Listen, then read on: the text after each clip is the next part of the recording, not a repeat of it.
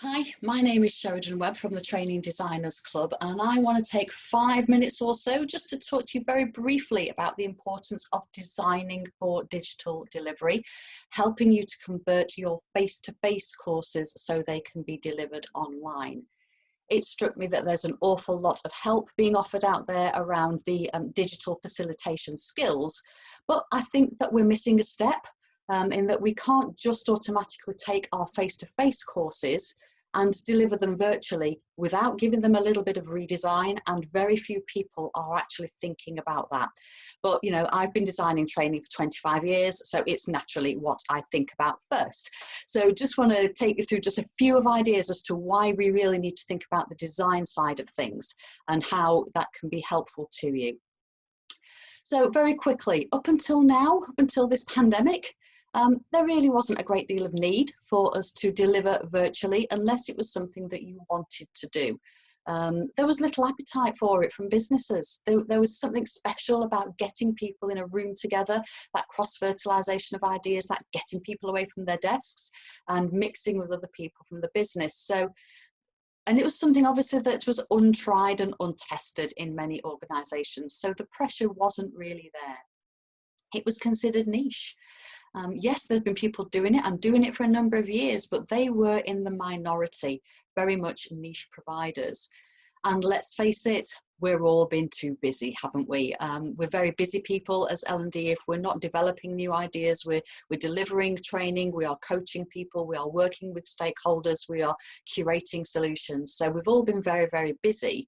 And delivering stuff virtually has always been something that we'll do later. We'll get around to it at some point, and we've never found the time because it hasn't been important enough to us. And if we're honest, many of us thought it would be too difficult. It feels very difficult. We're not technical people. On the whole, we are people. We love to connect individually and look people in the eye and talk and listen. And that's just the way we're built. So this whole tech stuff feels a little bit difficult. So we've tended to avoid it for those reasons as well. And, you know, on the back of that, some of us just don't like it. We're in training for a reason, and that's because we love the human connection. However, let's just think about what's happening right now. The panic has actually subsided. Obviously, in March, a lot of businesses thought, oh, crikey, you know, what we're going to do? We've all got to work from home at short notice, we've got to furlough staff and all these sorts of things. And understandably and quite rightly, training was not the top of their priority list. But now people have settled. They've learned to work in a different way, and thoughts are turning again to, well, how can we provide training and development to people? Because even those who are on furlough can attend training. So in some ways, it's a great time to do training, because when things do start to go back to normal, we want to kind of focus on that, on the operations side of it, rather than taking people out for training. So there is a demand for it now. Businesses are starting to say, actually, we do want to do some training and we want to do it virtually. And here's the biggie: if you can't do it, someone else will.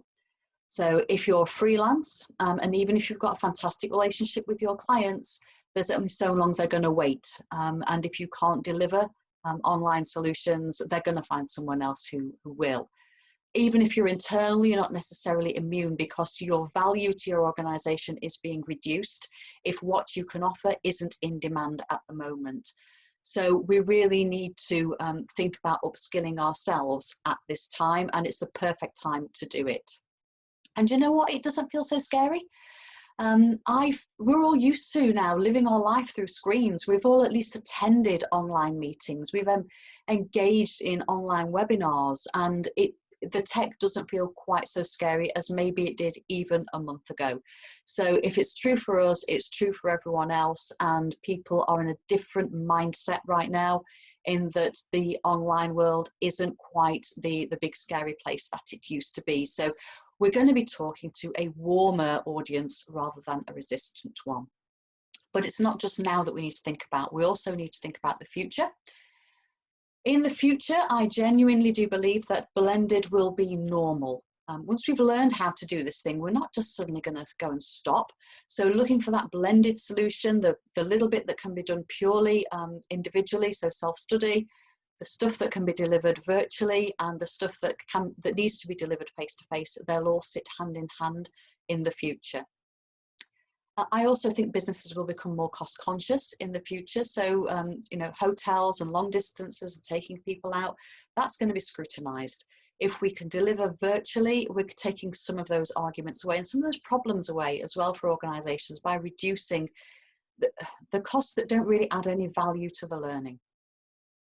It's more sustainable because we're not doing all of that traveling, so our carbon footprint will go down. And it won't be new or scary for people. So people won't be terrified if they get invited to a virtual event. They'll go, oh yeah, okay, I'm okay with that. I know what I'm doing, more or less. It supports flexible working. And when we do start to come out of these difficult times, it's going to be gradual. And there's an awful lot of talk already about why on earth are we going to go back to the same models of working that we had before. So training virtually is going to be much more flexible, and it will support people as they work from home or other locations or even in different time zones. And that makes training more agile. We don't necessarily need to book hotels, book training rooms, get trainers from one side of the country to the other. It's just going to be a lot easier and a lot less complicated logistically for us to deliver training. It will help us as trainers get some of our work-life balance back. I love a purple palace as much as anybody, but isn't it nicer to sleep in your own bed and to have some sort of life? To know that when you finished your training at 5 o'clock, you haven't then got a 3-hour drive back home or another night in a hotel. So it helps us. So there's another great reason for us to be taking some of our face-to-face training online. And you know what? Rooms will still be in short supply. Every organisation I've ever worked with, one of the biggest barriers we have is finding a training room. And that problem isn't going to go away. If we're delivering stuff virtually, we don't need to worry about finding a room for people to actually all meet up in. And just to reassure you, you don't need to move completely to virtual delivery. I'm certainly not going to be moving completely to virtual delivery.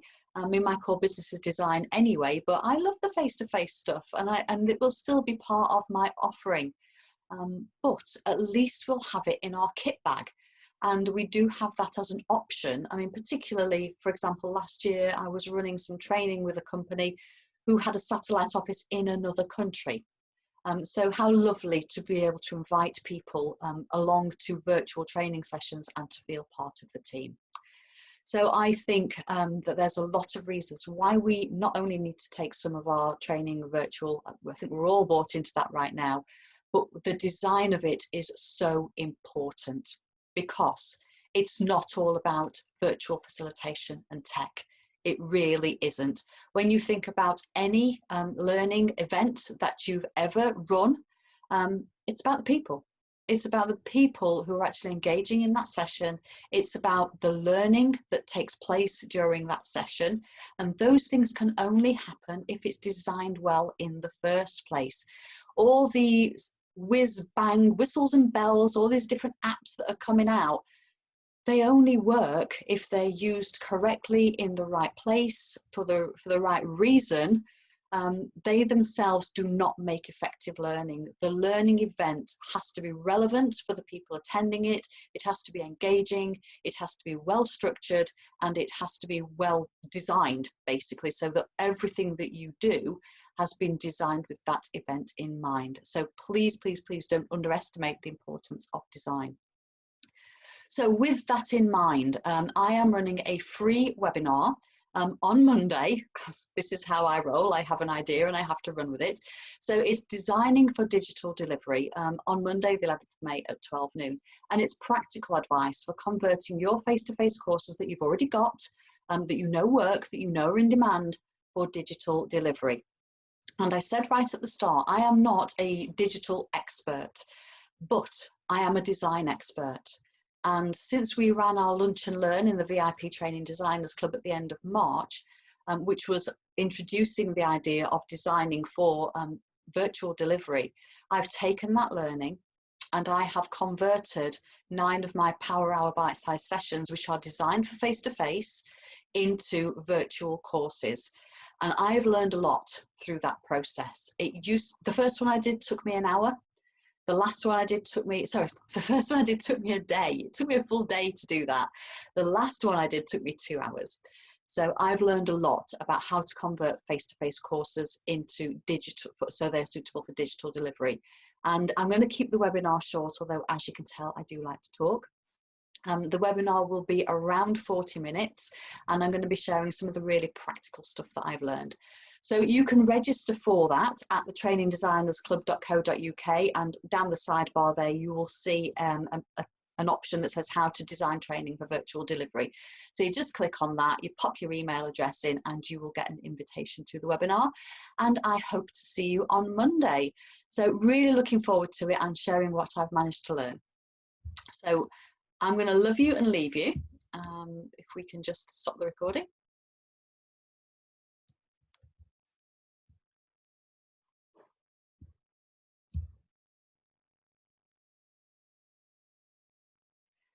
So I really look forward to seeing you on the 11th of May, 12 noon, how to convert your courses, your face-to-face courses with confidence so that they can be delivered digitally. Thank you so much for your time. And I'm sorry it took a little bit longer than normal. I will see you on Monday. Take care.